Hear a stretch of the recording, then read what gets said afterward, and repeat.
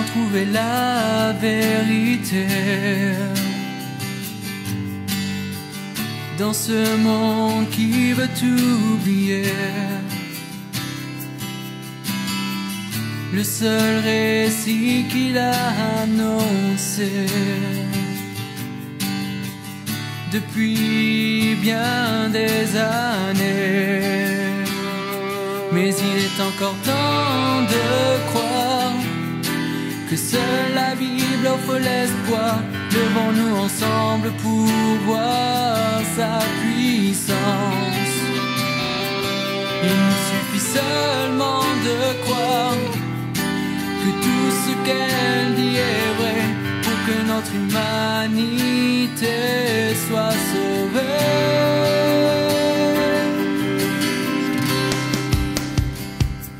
Car elle seule est la vérité, elle seule peut nous éclairer, car seul celui qui l'a inspiré peut vraiment nous libérer.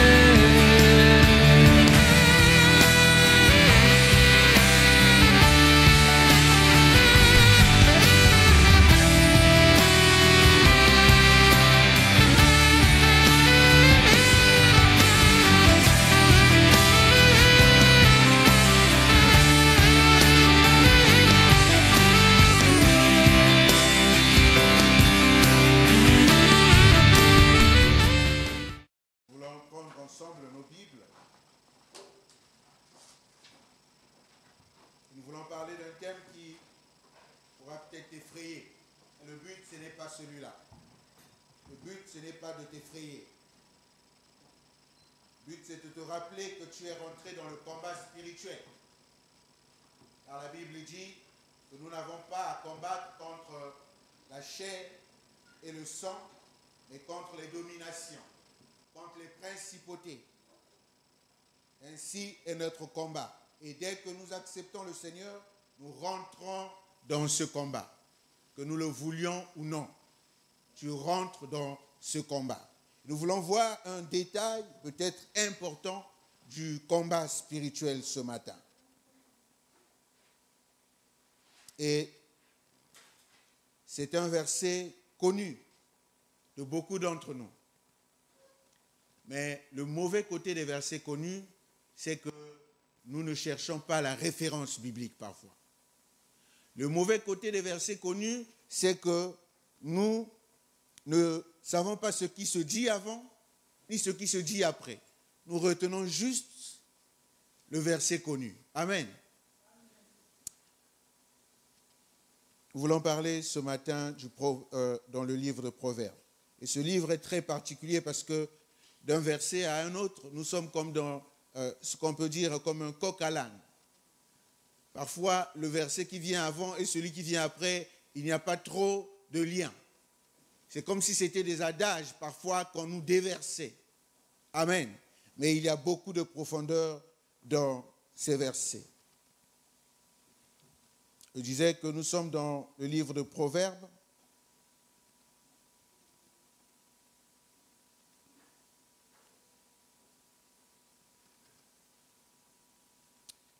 Le chapitre 26, le verset 2. Nous voulons parler ce matin de la malédiction.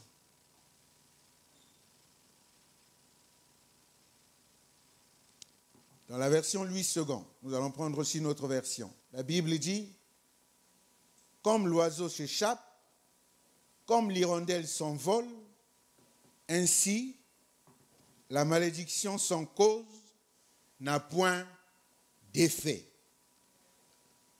Comme l'oiseau s'échappe, comme l'hirondelle s'envole, ainsi la malédiction sans cause n'a point d'effet. » Amen. Je prends la version Parole de vie. Comme l'hirondelle passe, comme l'oiseau s'envole, une malédiction injuste ne touche personne. Amen. Je vais prendre une dernière version. La Bible française courant. Comme le moineau et l'hirondelle qui volent sans se poser. Alléluia. Là, la Bible vient nous donner une bonne référence. Comme le moineau et l'hirondelle qui volent sans se poser, une malédiction non méritée n'atteint personne. Alléluia. Alléluia. Amen.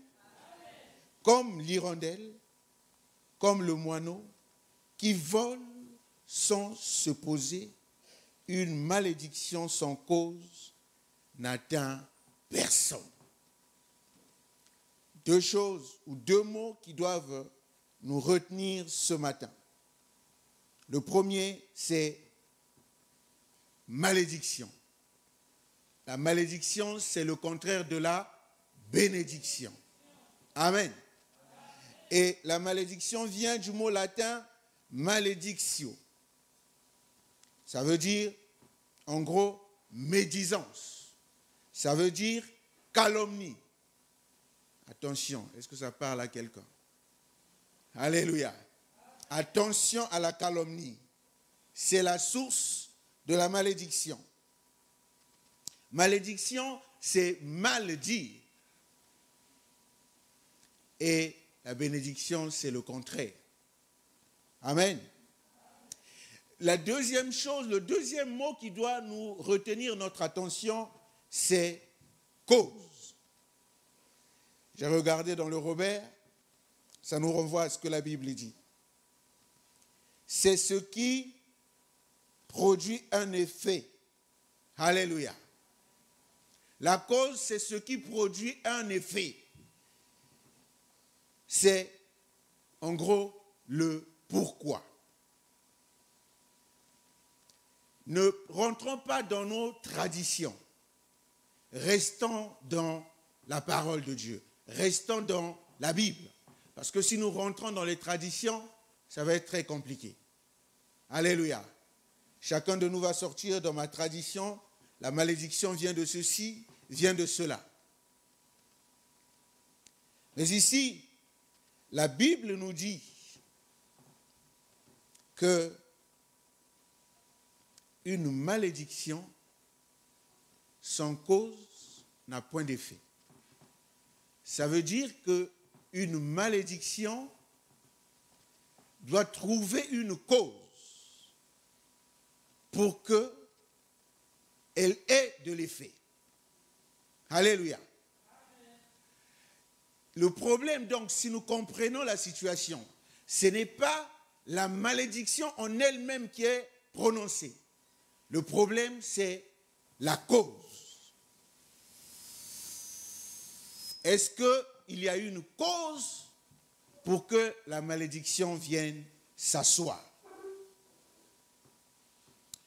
Une des grandes causes de la malédiction, nous connaissons le chapitre 28 de Deutéronome, à partir du verset 15. Quand l'Éternel Dieu est en train de faire une litanie de malédiction.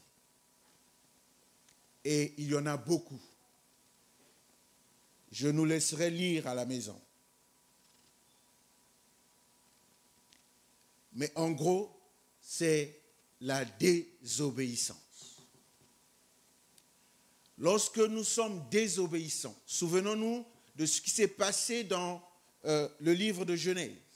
Lorsque nous sommes désobéissants, nous ne sommes plus sous la protection de la bénédiction. Nous sommes ouverts à la malédiction. Et ainsi, il y a une cause, il y a une porte ouverte où la malédiction peut venir s'attacher à la vie de l'homme. Mais il y a aussi, dans la vie courante, nos actes que nous posons. Parfois, nous n'imaginons pas les conséquences qu'il y a derrière ces actes. Lorsque nous volons, le vol, lorsque nous prenons ce qui ne nous appartient pas, quelle que soit la justification que tu donnes à ton vol, quelle que soit la façon où tu vas théoriser ton vol, il y a quelque part quelqu'un qui est lésé. Il y a quelque part quelqu'un qui a perdu quelque chose et qui peut commencer à parler. Alléluia. Il y a des situations d'abandon,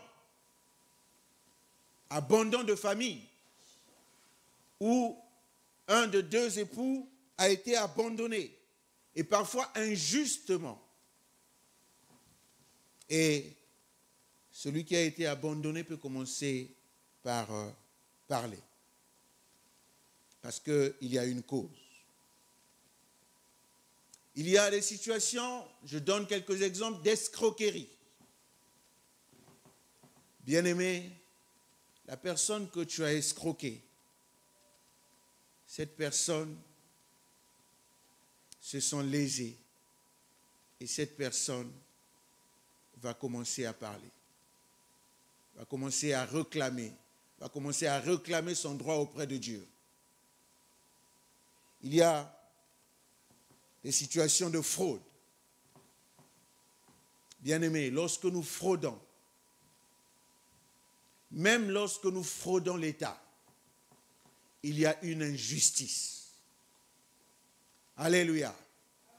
Même lorsque nous fraudons et nous nous mettons dans la situation de Robin des Bois, nous fraudons, disons-nous, pour redistribuer aux plus pauvres, il y a une injustice.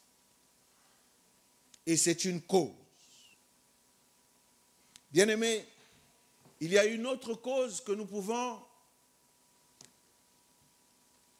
qui se passe beaucoup dans nos assemblées. La référence biblique est Genèse au chapitre 9. Noé va sortir de l'arche avec ses 3 garçons. Le chapitre 9 va commencer par la bénédiction que Dieu va proclamer sur Noé et sur ses enfants.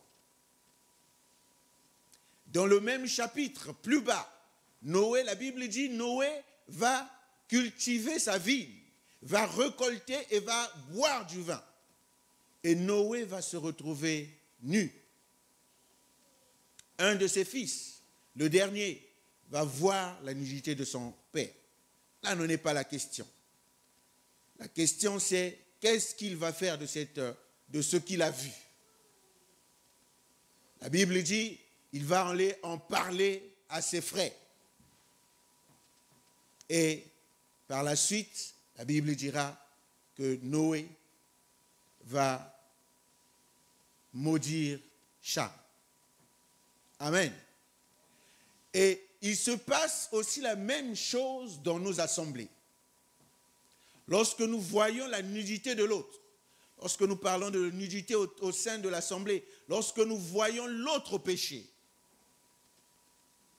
alléluia, ce que nous faisons, c'est que nous relayons son péché. Alors que la Bible nous dit que si tu vois ton frère dans le péché, la Bible ne te dit pas de dire à qui que ce soit. La Bible te dit, va le voir. Alléluia. Va le voir. Et va lui parler. La Bible dit, s'il t'écoute, eh bien, tu l'as gagné. Parce que tu es dans le combat spirituel. La Bible dit, s'il ne t'écoute pas, va prendre 2 témoins au sein de l'assemblée.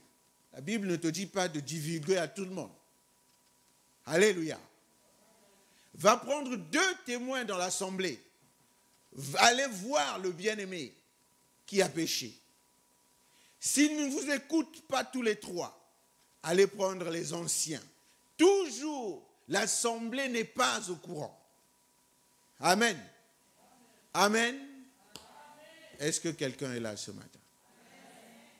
Lorsque vous allez prendre les anciens et que les anciens, avec vous, vous allez ensemble et qu'ils ne vous écoutent pas, c'est à ce moment-là que la Bible nous autorise à dire à toute l'assemblée, disons que ne soyez pas scandalisés si vous voyez ce bien-aimé dans le péché, parce qu'il n'est pas encore converti. Et je me souviens, il y a quelques années, notre pasteur Jacques nous a dit qu'après cela, nous revient encore à nous, l'assemblée, la charge de lui emmener la parole de Dieu, la parole de la repentance, afin qu'il puisse changer, qu'il puisse donner sa vie au Seigneur. Mais il y a aussi une cause qui peut venir de l'héritage que nous avons de nos parents, l'héritage du péché. Dans Jean au chapitre 9, la Bible va dire que Christ était en train de passer et il vit un aveugle né. Ses disciples vont lui poser la question, « Seigneur, qui a péché? Est-ce cet aveugle ou ses parents ?»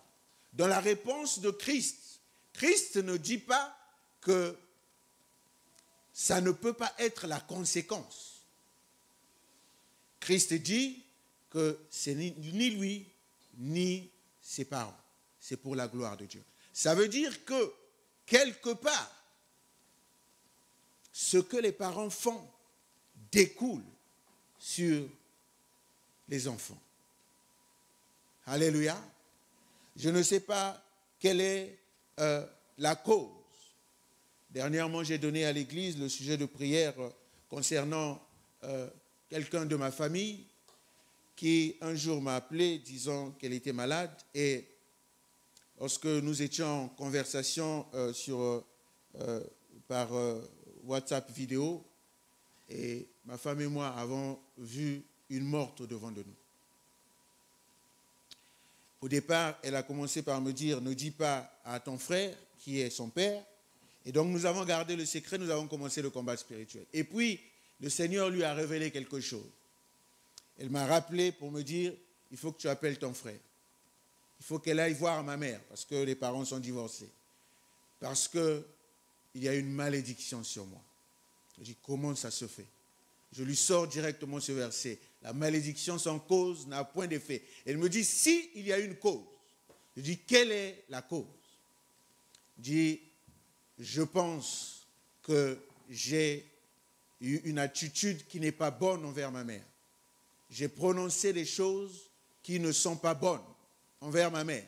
Et ma mère en a prononcé aussi. Du fait que je suis sa fille, je sais qu'il y a malédiction sur moi. Elle doit retirer ses paroles. Bien-aimés, à l'hôpital, on ne voyait rien. Mais ce que nous étions en train de voir, c'était une personne qui s'étiolait, qui partait. Et donc, eh bien, quelques jours après, le pasteur m'a fait un témoignage, sans savoir que ce témoignage-là me guidait, qu'il fallait qu'il y ait une offrande. Alléluia. Qu'il fallait qu'il y ait une offrande pour racheter. Alléluia. Et je l'ai appelé, je l'ai exhorté, je lui ai dit que tu dois faire une offrande. Mais je savais aussi que, selon ce que le pasteur m'avait dit, que cette offrande pouvait coûter la vie de quelqu'un. Et Dieu m'a mis à cœur que ça soit une offrande de pardon. Alléluia. Et je lui ai dit, tu dois faire une offrande de pardon. La Bible dit, le pardon est une force qui libère. Alléluia. Et c'est ce qu'elle a fait. Et puis, comme je l'ai témoigné il y a quelques jours, et quand tu vois, j'ai vu une vidéo qu'elle a postée il y a quelques temps, je lui ai posé la question, elle date de combien de temps cette vidéo? Elle me dit, elle date d'hier. Alléluia, j'ai commencé à glorifier le Seigneur. Mais déjà, dans mes prières, Dieu m'avait donné la réponse. Dieu m'avait dit ce qui devait se faire. Et j'ai béni le Seigneur. Amen. quand on revient sur notre texte, une malédiction doit trouver donc une base pour qu'elle puisse être réelle dans la vie de quelqu'un. Elle doit trouver une assise, elle doit trouver une cause. Autrement, elle n'a point d'effet. Et donc, ce que Dieu nous demande ce matin, c'est de voir, est-ce qu'il y a une cause quelque part? Est-ce qu'il y a une porte d'ouverte, une fenêtre d'ouverte, qui fait qu'il y ait une cause et qu'une malédiction qui a été prononcée, peut-être par quelqu'un que nous ne connaissons pas, quel est de l'effet dans notre vie? Lorsque nous revenons dans Deutéronome au chapitre 15, il en va de la maladie, il en va des richesses, il en va de notre travail. Ça concerne tous les domaines de la vie. Il y a peut-être une cause qui est cachée. Tu dois trouver la cause. Je suis souvent très impressionné lorsque nous prions, et nous prions pour chasser les démons, comment nous sommes zélés. Alléluia. Ceux qui étaient assis se mettent debout, commencent à marcher. Et on commence à voir aussi avec l'Internet qui se développe, on commence à voir des dérives. Alléluia. Des gens qui se mettent en position comme des boxeurs. Alléluia. Pour combattre l'ennemi. Les gens qui prennent mimant le geste de prendre les fusils. La Bible dit, nous n'avons pas à lutter contre la chair et le sang. Alléluia. Ce n'est pas tes mimiques qui vont impressionner l'ennemi. Alléluia. Ce n'est pas tes positions qui vont impressionner l'ennemi. Je ne sais pas si je vous ai déjà parlé de ce pasteur que j'ai rencontré il y a peut-être plus de 15 ans, qui chassait les démons de façon très calme. Je t'ordonne, sors de ce corps. Et les démons sortaient. Il n'avait pas à crier. Alléluia. Les démons reconnaissent l'autorité qui est en nous. Alléluia. Je vais vous prendre un texte de la Bible. Actes chapitre 19, le verset 15. Nous connaissons ce passage.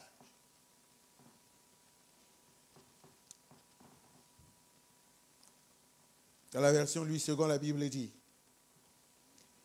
l'esprit malin leur répondit, alléluia, je connais Jésus. Je sais qui est Paul. Alléluia. Je connais Jésus. Je sais qui est Paul. Alléluia. Je sais qui est Paul. Je connais Jésus. Je sais que Jésus a la puissance. Je sais qui est Paul. Je sais quelle est l'autorité qui est en Paul. Je sais quel est le mandat que Paul a.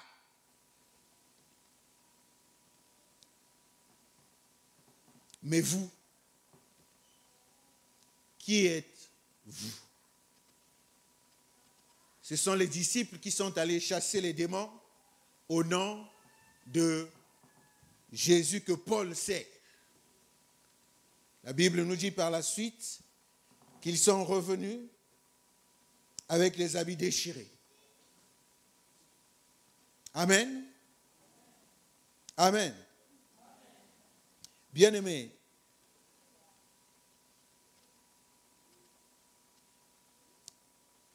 je reviens un peu plus haut.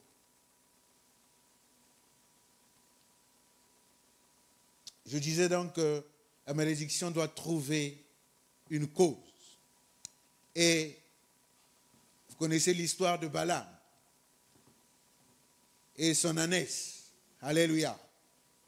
Dans Nombre chapitre 23. Une phrase qui peut nous intéresser. Comment maudirais-je celui que Dieu n'a point maudit? Comment maudirais-je celui que Dieu n'a pas maudit? Alléluia. Ici, Dieu nous montre, la parole nous montre que nous avons une protection. Tant que la protection de Dieu n'est pas enlevée, la malédiction ne peut pas tomber sur toi. Alléluia. Comment maudirais-je celui que Dieu n'a pas maudit? Pour que, c'était ici le prophète qui parlait, pour qu'il puisse maudire un peuple, il faut déjà que Dieu lui seul commence par maudire. Cette histoire est intéressante. Je vous conjure, je vous demande d'aller lire cette histoire. On voit aussi comment la volonté permissive de Dieu que le prophète a mal interprétée.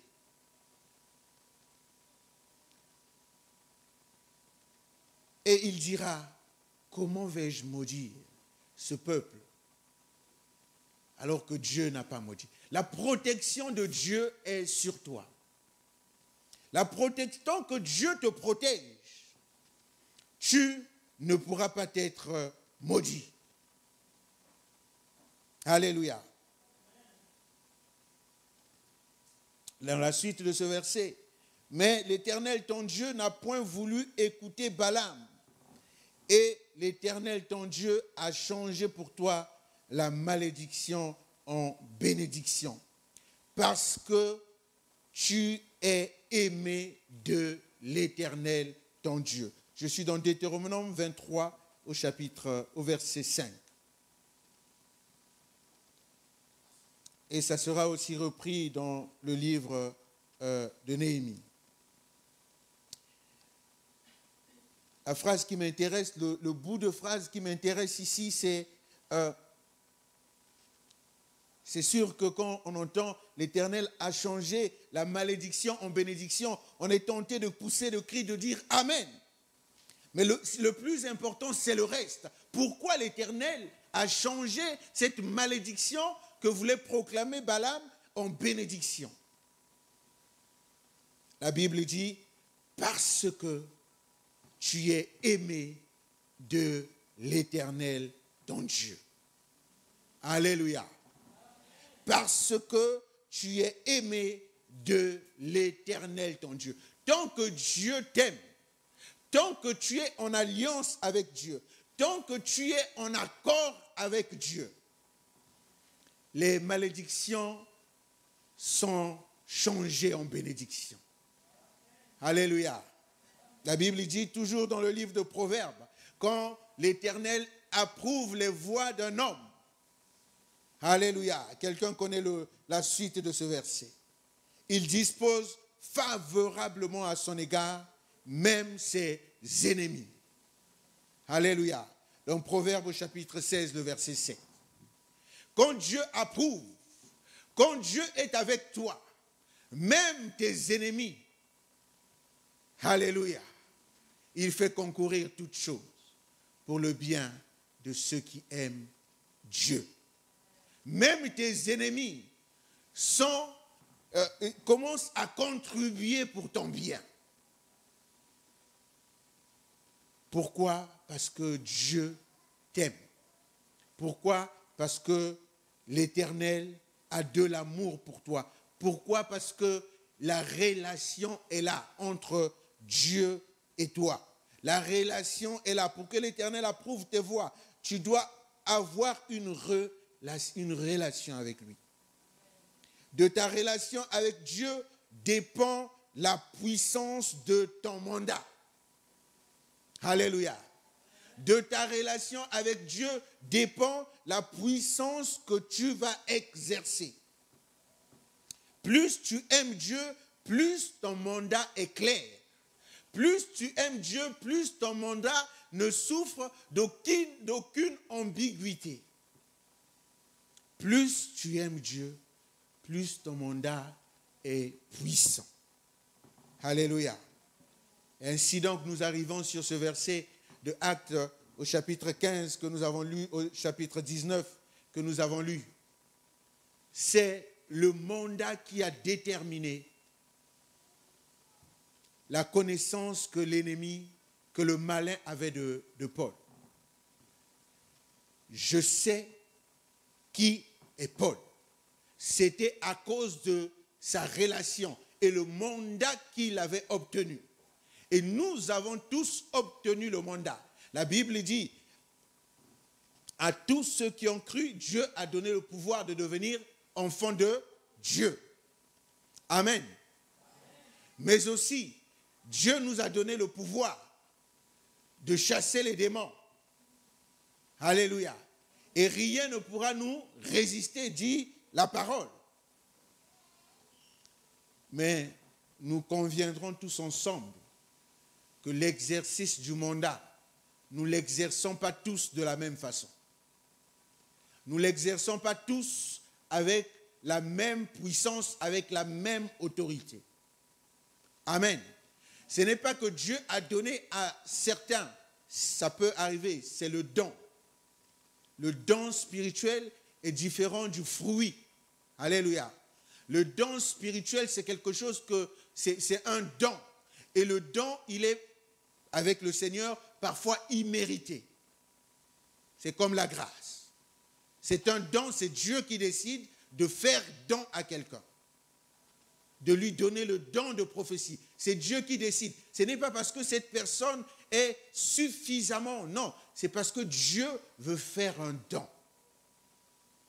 Autrement, ça ne sera plus un don, ça sera quelque chose de mérité. Amen. Et bien aimé, le mandat que nous avons, l'autorité que nous avons pour exercer le mandat dépend de notre relation, dépend de notre intimité avec Dieu. Je connais Jésus, je sais qui est Paul.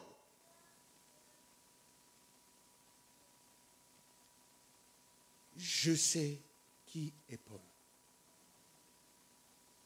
Alléluia. Parce qu'il était doté de ce mandat. Et il exerçait ce mandat dans son intimité avec le Seigneur. Alléluia. Tu as reçu ce mandat.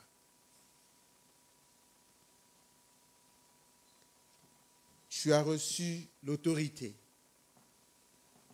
Tu as reçu le pouvoir de chasser les démons et toute la puissance de l'ennemi.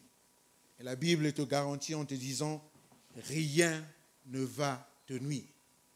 Alléluia. Mais tout dépend de ce que tu cultives dans le secret. Alléluia. Tout dépend de ce que tu cultives dans le secret. Qu'il me soit permis, bien-aimé, de nous poser la question, comme le malin a posé, mais vous, qui êtes-vous? Et toi, qui es-tu?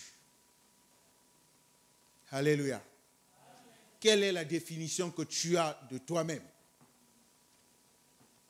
Je suis enfant de Dieu, oui, et après. Je suis chantre, oui, et après. Je suis diacre, oui, et après. Ça, c'est le titre que tu nous donnes, ou le service que tu nous donnes. Mais qui es-tu? Est-ce que tu remplis ton rôle d'ambassadeur? Est-ce que tu exerces ton mandat avec puissance et autorité? Alléluia.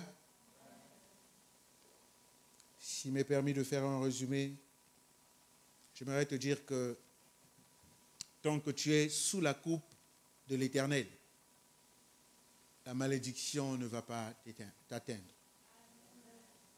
Alléluia. Et la Bible dit qu'il va transformer la malédiction en bénédiction quand tu es sous sa coupe, parce que l'Éternel t'aime, parce que l'Éternel a de l'égard pour toi, parce que Dieu a pour toi des projets merveilleux. C'est pourquoi, comme le pasteur l'a dit tout à l'heure, lorsque nous péchons, nous devons vite revenir sous la coupe de Dieu, parce que nous sommes exposés. Revenir sous la coupe de Dieu en demandant pardon. La Bible dit dans 2 Chroniques, au chapitre 7, le verset 14, où j'ai un verset, la Bible dit « Si mon peuple sur qui est invoqué mon nom, s'il s'humilie, s'il se détourne de ses mauvaises voies. » Je paraphrase. Alléluia.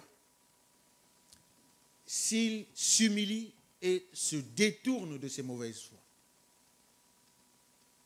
Bien-aimé, ne sois pas dans l'attitude où tu vas demander pardon alors que tu as déjà planifié le prochain péché. Alléluia. Ce n'est pas un conseil que j'aimerais te donner, mais si on doit te le donner, ne demande pas encore pardon, va finir la planification et pêche, et puis tu viens demander pardon. Et la Bible dit aussi, il n'y a plus de pardon de péché lorsqu'on arrive à la connaissance de la vérité. Nous devons faire très attention. Nous qui avons la vérité, nous devons faire très attention.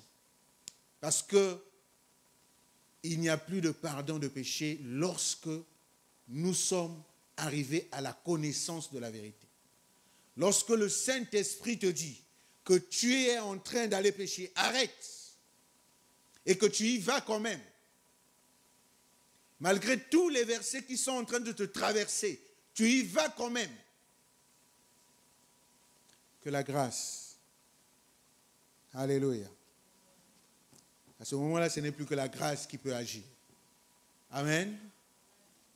J'aimerais nous inviter à la prière tous ensemble. As-tu, peut-être que, alors que j'étais en train de parler, il t'est venu en tête une cause qui fait que la malédiction se pose. Peut-être que lorsque j'étais en train de parler, tu as commencé, il y a un film qui est passé au-dedans de toi. Et pour cela, tu as besoin que l'on prie pour toi. Je nous prie de baisser juste nos têtes. Et si tu as besoin de la prière, nous voulons juste prier pour toi. Que tu lèves juste la main là où tu te trouves.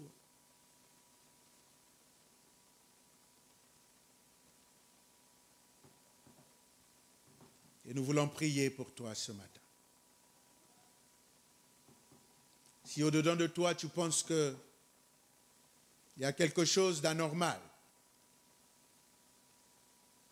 quelque chose comme un blocage à cause de ce que tu as fait dans le passé, ce qu'on a dit sur toi, ce que peut-être tes parents ont sémé.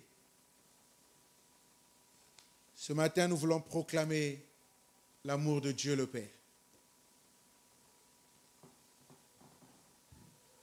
Nous voulons proclamer que Dieu t'aime.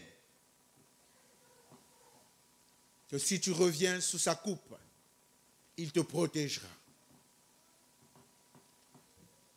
Nous élevons nos voix tous ensemble et nous prions.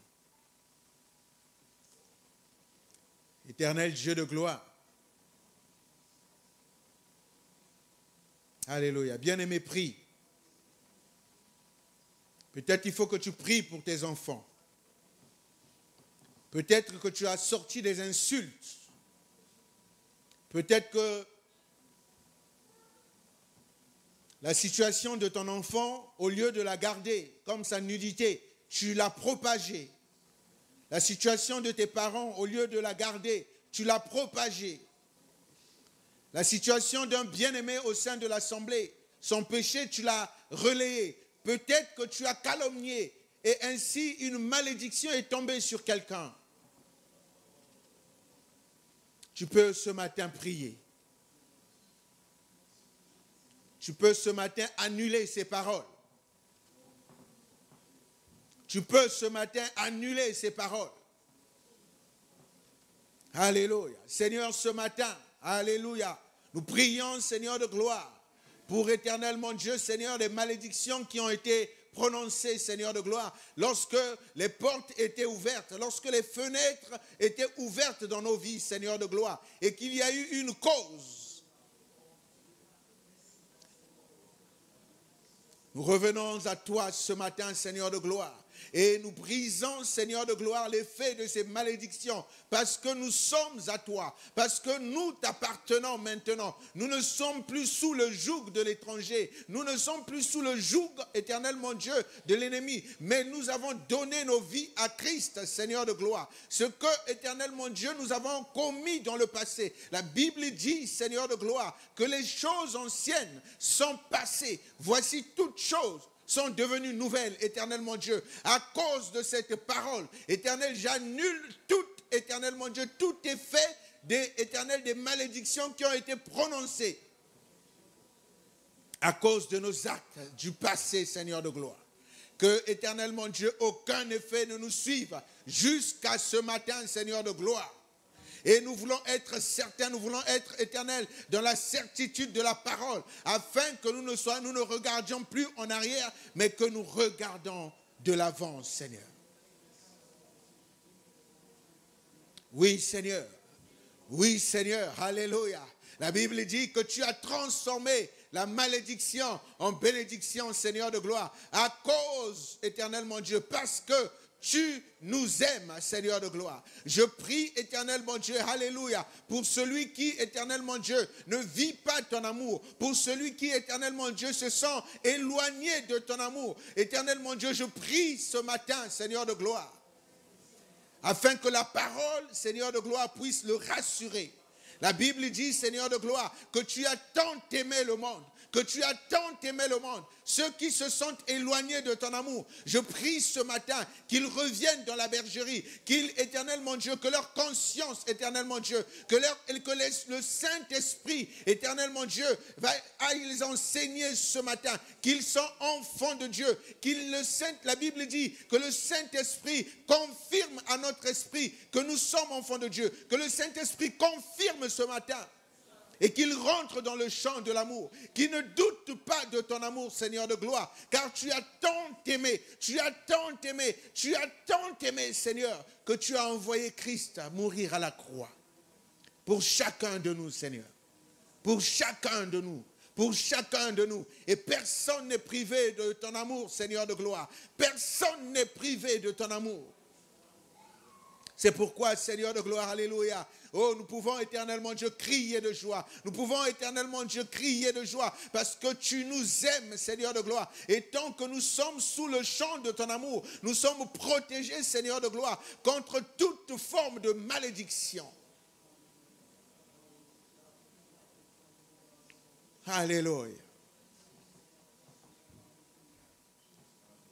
Père, nous voulons aussi te prier, Seigneur de gloire, pour éternellement Dieu, Seigneur, alléluia, les malédictions qui ont été prononcées, éternellement Dieu, lorsque nous ne te connaissions pas, éternellement Dieu, et donc les effets sont encore là dans nos vies aujourd'hui. Seigneur de gloire, alors que nous sommes en train de prier, alors que nous sommes en train de jeûner, Seigneur de gloire, à cause de la connaissance que tu nous as donnée ce matin, nous proclamons, Seigneur de gloire, la chute de tous ces effets au nom puissant de Jésus. Ce que, éternel mon Dieu, les insultes, éternel mon Dieu, que nous avons reçues, Seigneur de gloire. Oh Père, éternel mon Dieu, des paroles qui nous ont rabaissés quand nous étions enfants, Seigneur, de la part de nos parents, de nos entourages, Seigneur, de notre entourage, Seigneur de gloire. Et parfois même de la part des professeurs, des enseignants, Seigneur de gloire, des encadreurs, Père. Nous rendons ces paroles nulles et sans effet, Seigneur de gloire. Parce que la Bible dit, Seigneur de gloire, tu as fait de moi une créature merveilleuse. Je proclame que je suis une créature merveilleuse. Je proclame que mon bien-aimé, éternel mon Dieu, ma bien-aimée qui est ici, elle est une créature merveilleuse et exceptionnelle. Alléluia. Nous bénissons ton nom, Seigneur. Bénissons ton nom, ô roi. Merci Seigneur de gloire pour ta parole que tu nous as donnée ce matin. Donne à chacun de nous, Seigneur de gloire,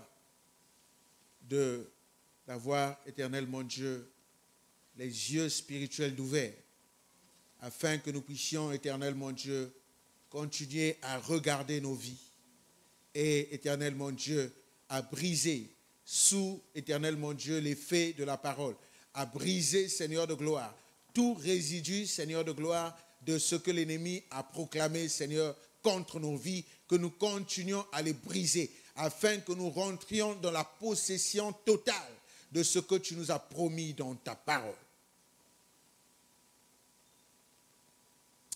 Nous te bénissons pour ce moment et nous te bénissons pour ta parole.